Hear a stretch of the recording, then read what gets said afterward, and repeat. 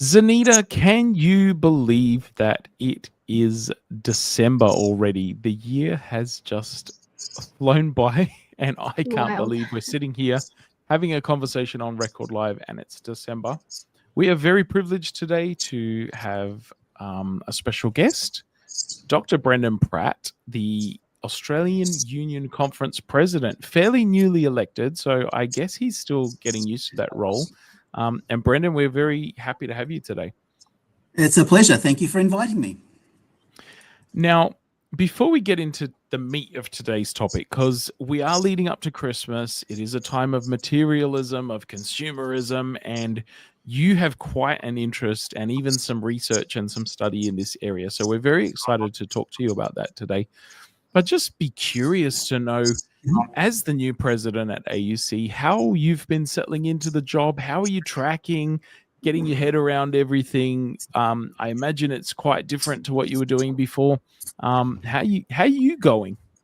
Yeah, no, thanks for asking, Jared. Yes, it is different. My previous job was working largely with the Post-Christian Centre at the GC, and that was its own challenges, working on areas of consumerism and what that means for churches and what that means for culture. But what is the same is my last job was all about how to create Christian community. And what I am passionate about is, what does community look like in Australia in an increasingly isolated culture? What's that community look like? What's it look like if our whole system refocuses its mission around being a non-anxious community in an anxious culture?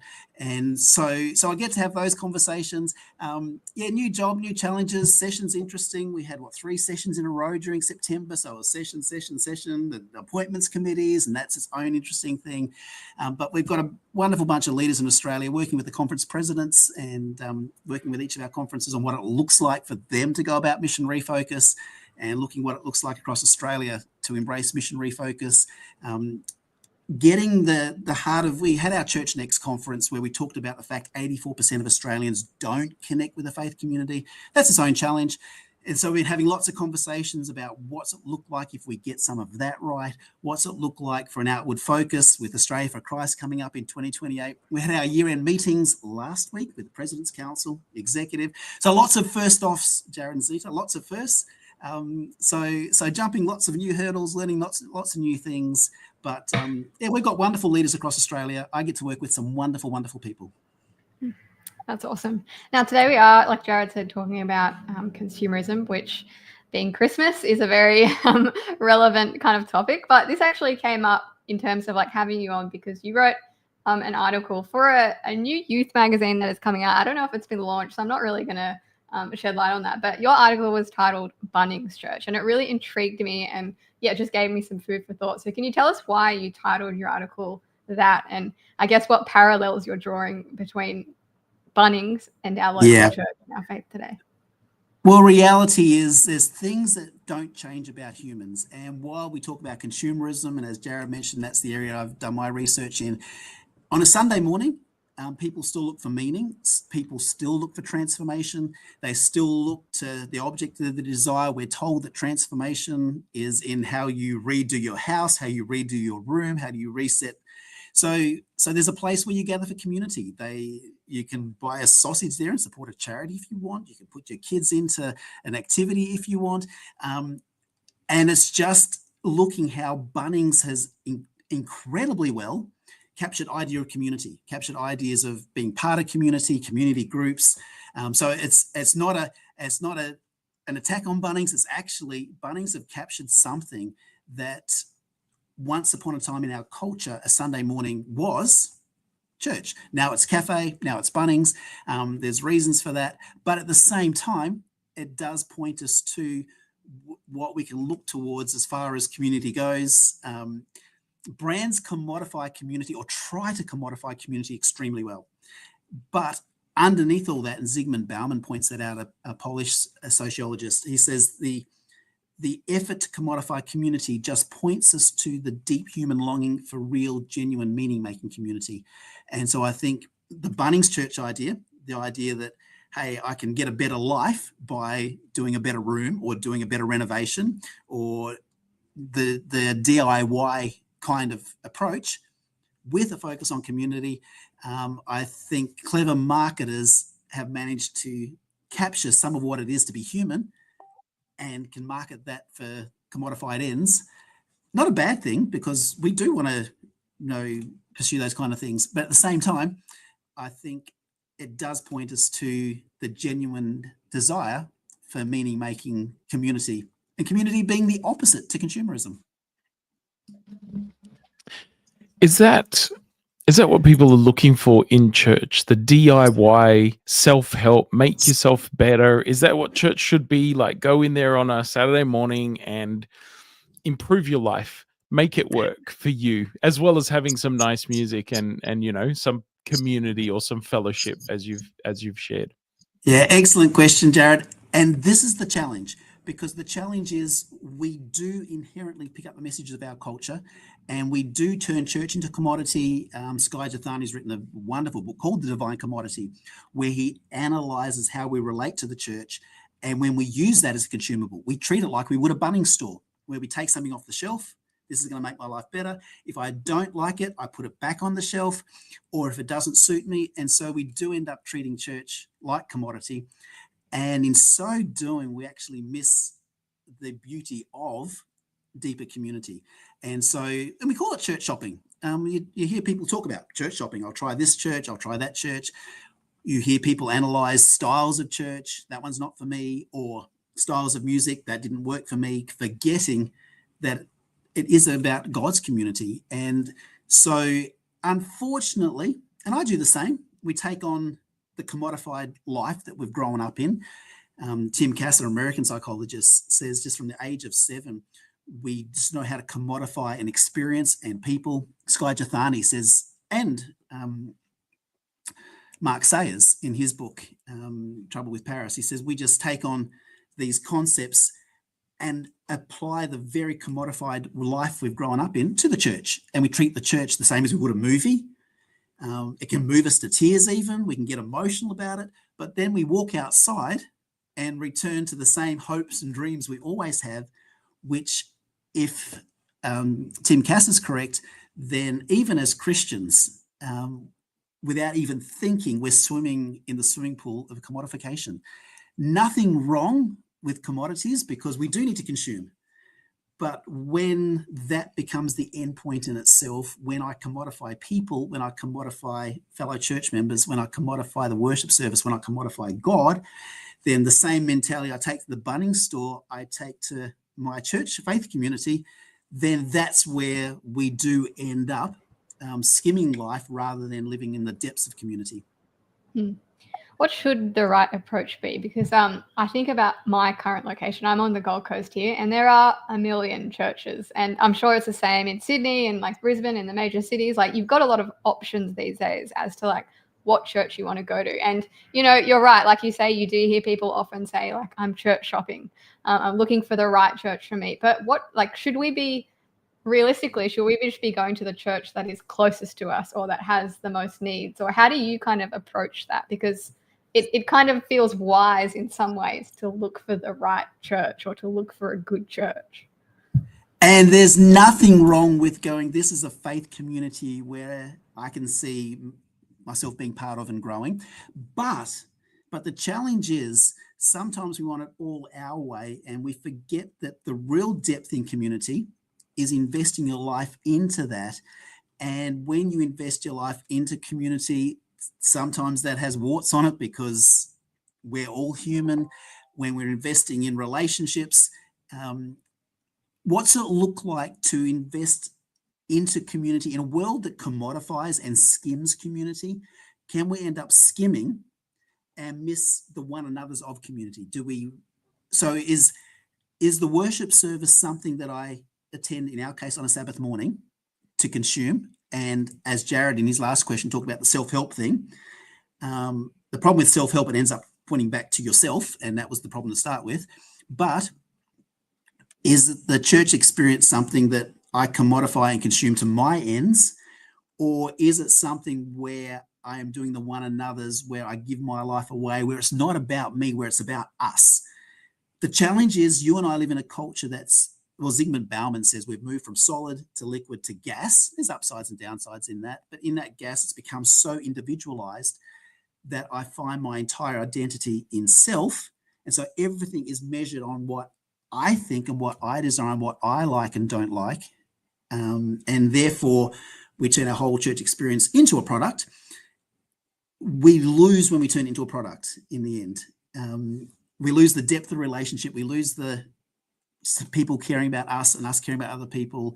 The reality is genuine community can be frustrating, but genuine community is where Christian discipleship happens. It's where life happens. It's where you are going to find the beauty of being truly human.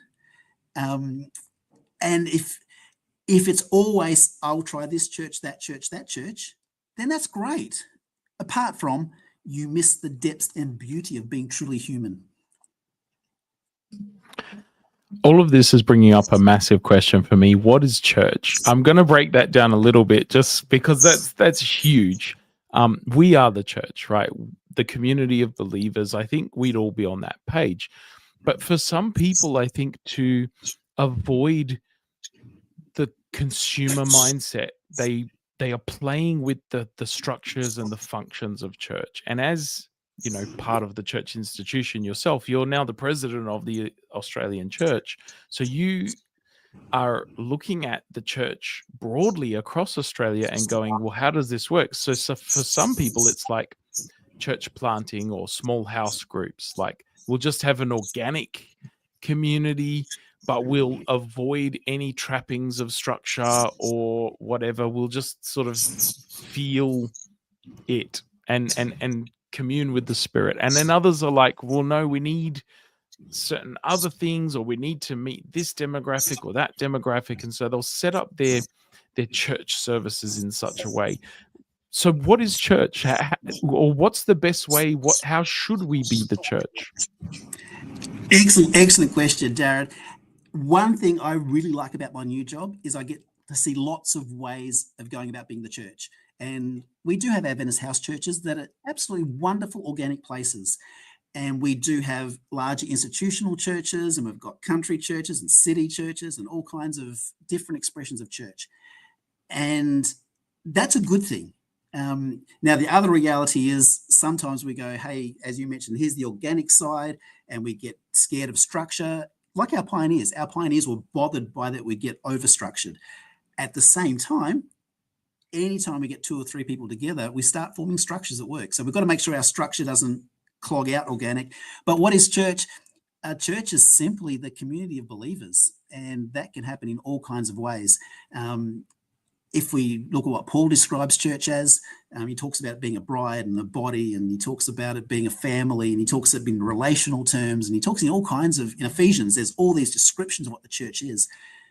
But he's always saying the church is a body of believers where they're growing and growing in faith, serving, connecting, sharing, worshiping. If we lose those aspects, we can be a really good event.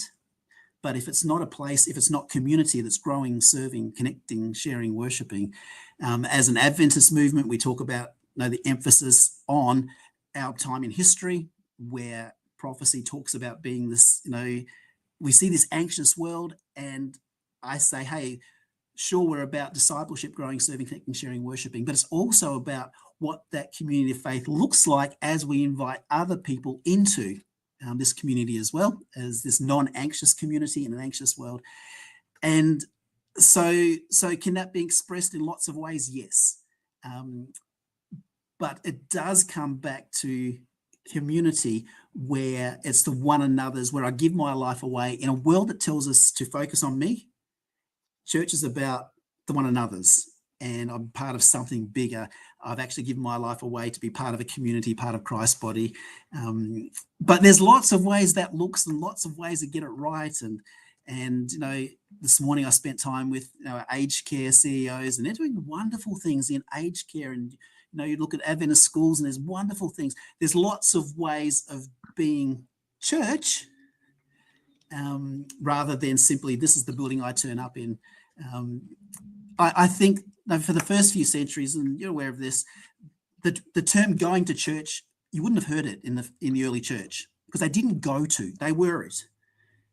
You don't go to community, you are community. And so it's that whole connection and fabric. And that's not to say that buildings aren't important, because buildings don't change lives, but what happens in them does. But it's that fabric of relationships that really is church. And I think as we've commodified church, as we've turned it into, I go to get my needs met, get a service done, show up, pay up, and go home, we've lost that whole interconnectedness of the beauty of what it is to be genuine Christian community. Can I just clarify something that you said? You said a non-anxious community in an anxious world. Can you just unpack that? Because you've said it a couple of times in this conversation, and I think there's a richness in that term that would help our viewers and our listeners to understand what you mean by that. Yeah, I think, if we talk about, well, let's go with the three angels, just to jump into another part, and we say we're the church of the three angels. What is that? It's messages that talk about our current world, talk about God is going to sort it out. Creation does matter. Systems that combine spiritual authority and power are problematic, and they do crush people. But as an Adventist church, we're saying what we look and see around us in the world, it's not a shock, and it's not a surprise. And as we see anxiety lifting in our culture, and you don't have to look too far now to see headlines that once upon a time we might have thought was sensationalism. Now it's, hey, this is going to happen, that's going to happen. But there's always this community that is non-anxious, because as a faith community, we know where this is going and that God is in control, even, to quote the old hymn, even though the wrong seems off so strong.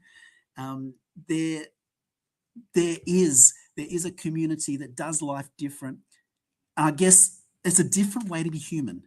The three angels call us to a different way to be human. That's not about power and control, that it is about following Jesus wherever he goes, which is growing and serving and sharing, connecting, worshiping. There's, in a commodified, individualized world, there is a different way to be human that is about the one another's of scriptures.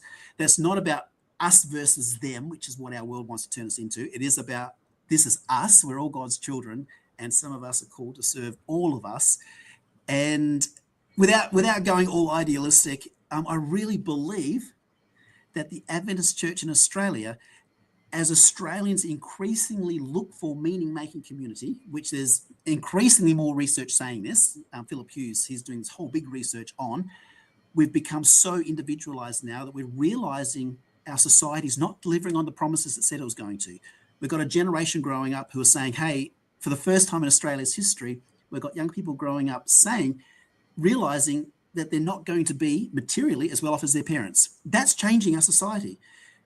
Growing up in a world that made online promises, and they're realizing the online world isn't delivering for them. There's this active search for meaning-making community, which amongst our younger generations is becoming increasingly evident, the search for meaning-making community. There's increasingly openness to spirituality. It's individualized spirituality, it's commodified spirituality, because that's what we've taught people, but there's an openness that wasn't there previously. And so I'm incredibly optimistic about what the church can look like as we embrace this meaning-making community, as we're a different way of being human, as we show Australia that there's a different way to go about being who we are. There's a different way of being people. There's a different way of being community. And the aspects of Australian culture that we see that point to community, like Bunnings, I think it's actually pointing to something even deeper, that I think as meaning-making communities in those one another's, in the loving and lovable Christian, you might want to call it, I believe with the Sabbath, we've got a whole day where we say, take a break from commodification, take a break from those things that demand your attention during the week, take a break from being just production machines, take a break if you go to Egyptian ideas, making bricks for the empire, making bricks for the pharaoh, take a break, because the Sabbath is freedom from slavery to consumerism, freedom to explore humanity at its best, freedom to explore relationship with God and one another.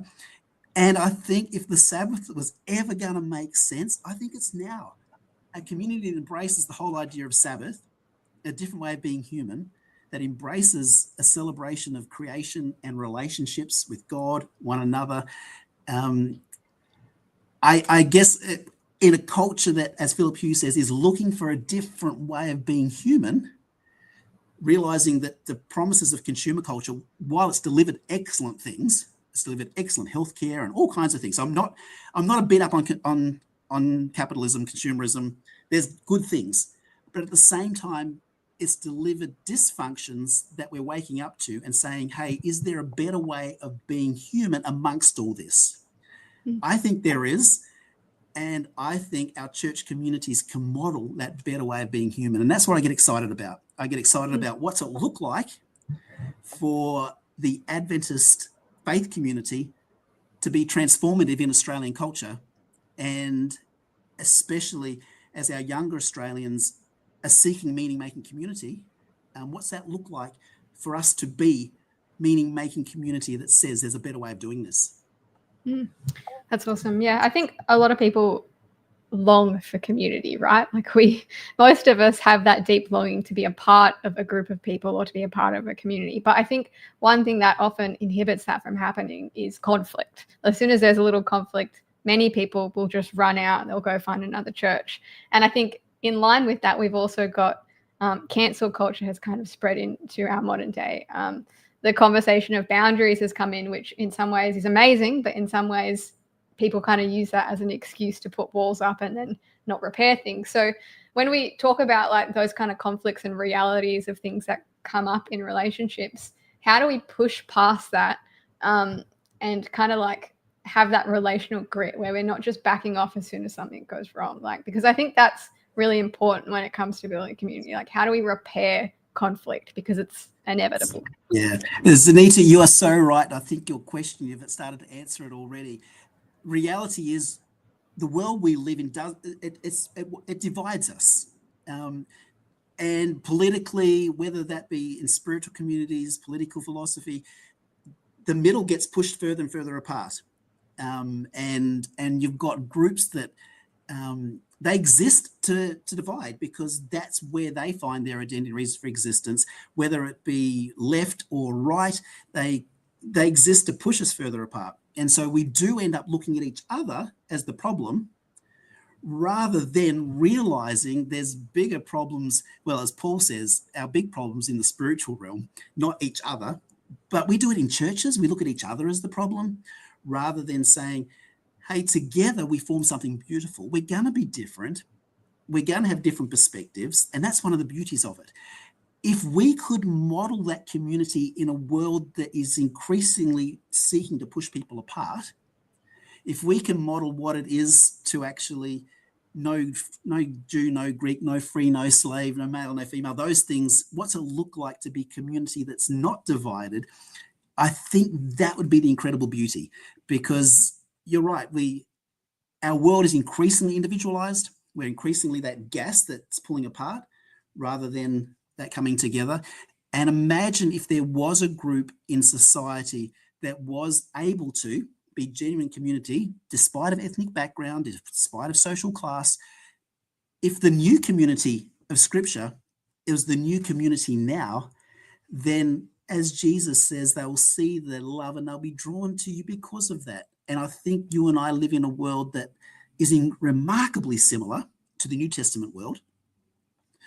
And if in a world that's become increasingly divided, if there was a model of community, imagine what that would look like. Imagine, can we be that? I think so. I think we can be that. I think this model of a new community, it's not just a political philosophy. It is about a relationship with Christ, where the fruits of the Spirit, the one another's come through. And this is what I get excited about. I know we've covered a lot of stuff today, and it can get complex, but it's actually simple. What's it look like for me to be a loving and lovable person, to be outward focused, to love despite the differences? And sometimes I've got to just get better at walking past the things I don't agree with sometimes, and loving the person rather than getting involved in the argument. Social media oversimplifies and creates oversimplified argument rather than what it is to be in community. And we're going to have differences. How we go about those differences is where the real test of what community looks like. So I think in a world that keeps talking about community. We talk about sporting communities and branded communities. There's this longing for community. If anyone's going to get it right, I think it's a group of people who celebrate a whole day for community.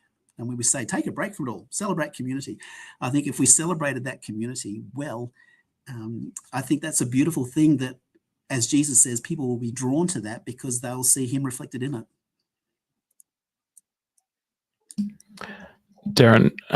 Brendan, sorry, your brother Darren has commented here. Our young people immersed in deep community are less anxious and less depressed, according to Jonathan Haidt.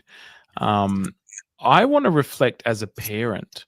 How do we pass our faith on, and how do we avoid some of the traps of commodifying church, of consuming church rather than creating community? How do we do that for our children? How do we do that for our children at church and at home, so that we're not passing on? You've said that not everything about commodification is bad, and you know, it's just it's the water that we swim in, right? So it's to some extent it's unavoidable. I hear what you're saying in that space, but also if we're saying we've got sometimes the answer or the anecdote to that, how do we give that to our children? Yeah, that's an excellent question. And I'm not pretending I get this right, because you can educate. I've educated my 3 boys on consumerism. We analyze advertising, what it does to us. Remember one time my boy came up and said, I really do need the latest Nintendo DS. And I'm like, he goes, consumerism's got to me, but I need it. At least he was able to identify what got to him. But educate is one thing. Experience is the big reality. And so it is creating time for community, creating time for relationship, modeling more than teaching. I think churches that model community well, where, as Paul describes, the enthusiasm of youth, the wisdom of years, where you see older people investing into younger people. Children don't walk away from the places they belong to. Children walk away from the churches they never belong to. If they belong, if there's a sense of I belong here, then it's a different experience of that. And sometimes we try to commodify our young people into staying by saying, and there's nothing wrong with that. I think memory events, excellent. But if we're trying to turn church into a commodity to keep young people, that's one thing. But what's it look like to create a place of belonging where young people go, I belong here, even if there's stuff that I'm in a community where I'm not going to get my needs met entirely, but nor are you going to get your needs met entirely. But together, we're going to go to a deeper need, which is the need for relationship and community. And so for my boys, we try and make sure there's people around them that they can explore that community, be part of that community. It's something you feel rather than something you teach. And so I think, what's it look like to create that unhurried space? What's it look like on Friday nights, just to have unhurried space where you're a family? What's it look like to do some of those Sabbath rituals really well, so that there's spaces that connect to community? What's it look like to be part of a faith community where you've got other people investing into the life of your children? What's it look like to have your children see that life is about existing beyond themselves, to get them involved in serving? And as I say, I don't pretend I've got this right. And the longer I parent, the less likely I am to write a parenting book. But I do think that young people who experience the church's community see it as a very different thing than it's simply being an event I go to on Sabbath. Mm. Do you think some of our, I guess, our ways of doing church are a bit misprioritized, in the sense that often when people are organizing a church service, they'll focus on having a really good preacher. These days, you often see really fancy PowerPoints, really charismatic, like people up the front, great songs. And then you go to other churches where that's not happening. And typically they're the churches with fewer people or like fewer visitors. So like, are we kind of contributing to this consumerism mindset in the way that we go about that? Like how, or should we just be ditching the whole service and, you know, hanging out in the park? Like, are we doing it wrong, or is there a place for having like pride in ourselves? I think this often, Zanita, partly because, and I won't go into a whole sermon on this, but I grew up in the church growth era, which was a big emphasis on some big churches in America, Willow Creek, and we got obsessed by this is what we do to be seeker sensitive, and wasn't a bad thing because it did focus us outward, but our focus became on meeting needs. And I grew up in that era where I pastored in a church in New Zealand, a wonderful church, by the way, but we were incredibly zealous about serving better and better and better and better products. And so, whether it be the music product, whether it be, how we went about the sermon product, the experience product, I'm not saying don't do church with excellence. I'm all for excellence. But if that's the end point, then we've got someone to buy our product, but church isn't the product. Church is relationship. And so that's the outside of the bucket. The substance of the bucket is relationship with God and others. If I had my life again, if I had my first 10 years of ministry again, I would be less obsessed with the product of church and more obsessed with relational connectedness of church. The church I pastored, we did really well on measurements of a product. I think we made an excellent spiritual product and people engaged in that spiritual product. I look back now, though, and see the long-term outcomes of that. And there's good things happened. There was excellent things happened. But a lot of people then moved on to the next product when the next product was shinier and newer and more fashionable, because we engaged people without connecting as much into relationships. If I had my time again, I would put a lot more of the focus and energy into relational connectedness, not just the quality of the product. So I'm not saying don't do the quality of the product, because there is good things and people are attracted to excellence, and excellence does honor God. But if that's the end point, I think that's the danger, that sometimes that becomes the end point, then we miss the relational part. And sometimes you'll see churches that have that relational part sorted out really well, and you get frustrated by the lack of intensity everywhere else. But the relational part is the big deal. Relationship with God, relationship with people. So as I say, I think there's lots of ways to get church right.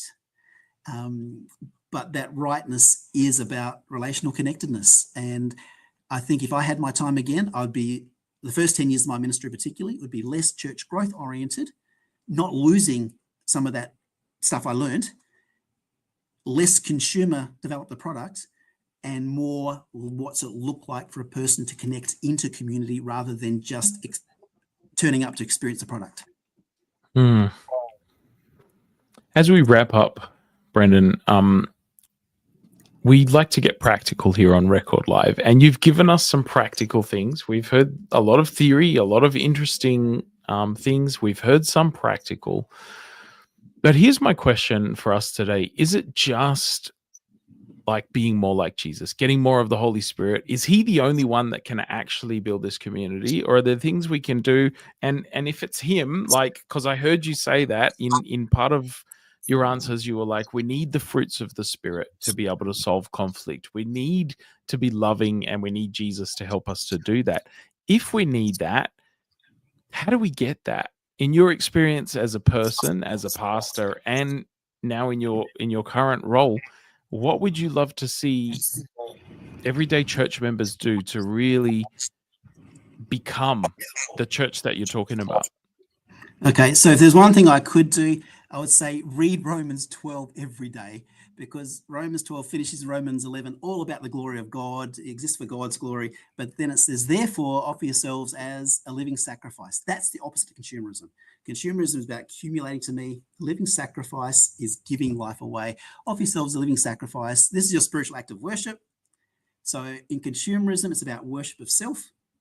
A church community is about worship of God. Then Paul starts talking about, he talks about serving in the body of Christ, using your spiritual gifts, getting involved, serving in ways that grow the church and in the community. So get involved in serving. If there's something that really does address consumerism, it's actually serving, giving your life away.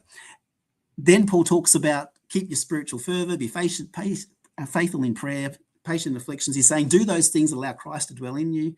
He then talks about brotherly love. I like the paraphrase from the Message where it says, practice playing second fiddle. Don't be full of self-importance. Practice being humble. Consumerism doesn't practice being humble or practice playing second fiddle. It's about my needs being met, where Paul's saying, hey, brotherly love matters. Honor others above yourself. He's saying, in as much as possible, live at peace with everybody. He's saying build bridges if you can build bridges. As much as possible, live at peace. But then he's talking about sharing what you have, sharing who you are, sharing in the body of Christ. He's saying live generously. So if you were to look at Romans 12, which is about the worship, serve, grow, connect, share. And I think the very practical part is, what's it look like for me to, who am I bringing to the church? And even that's a commodified statement saying bringing the church. Who am I being as part of my church family? Is it about what I get, or would people say, this person serves, this person lives beyond themselves, this person invests their lives into others, this person lives humbly? And as Paul points out, we only get to there if it's a living sacrifice, if we've already seen the relationship with Christ as something, the gospel is so compelling that I do give my life away, because there's a totally different way of being human. And as I do that, I do then serve. I do live deeply with others in community. So yeah, I know I'm not going back into preaching mode, Jared, but I think Romans 12 encapsulates the new community, where it is about honoring others above yourself, where it is about truly being humble and not. I think the living sacrifice, and that living sacrifice community, is the community that is the opposite to consumer community. And to go back to the start, Zanita, when we talked about Bunnings Church is about experiencing this idea of community and connection and transformation. But I think that points to an even bigger idea of community and transformation and connectedness. So I think a Bunnings Sunday morning points to something deeper. And I think that deeper is something that we can be. And in doing that, we point people to Jesus and transform Australia. Beautiful. I like how you ended your article. You said, as Christians, we are called to give our lives to a different story. We will consume, but with different glasses on. So I think that's a good place to end. But thank you, Brendan. You've given us a lot of good food for thought with a lot of enthusiasm. It's been great to have you on again. And thank you, everyone, for engaging in the comments. It's always good to know that other people are watching and enjoying the conversation. We will see you all again next week for another week of Record Live. Until then, keep safe. Thanks, Linda. Thanks, Jared.